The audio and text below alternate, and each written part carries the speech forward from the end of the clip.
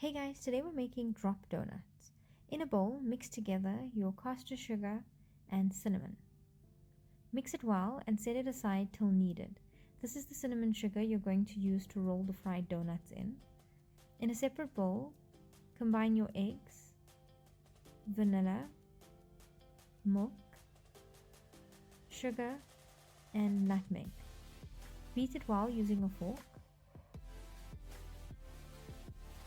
Then add in your baking powder and flour. Mix it well till it forms a thick batter.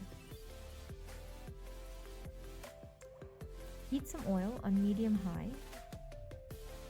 Then drop spoonfuls or use your hand to drop nuggets of the batter into the oil.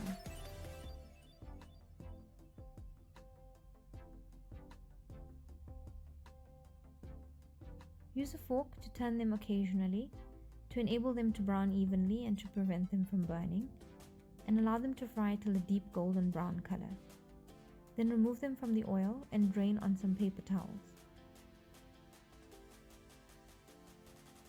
While the donuts are still warm, roll them around in the cinnamon sugar, and they're ready to serve.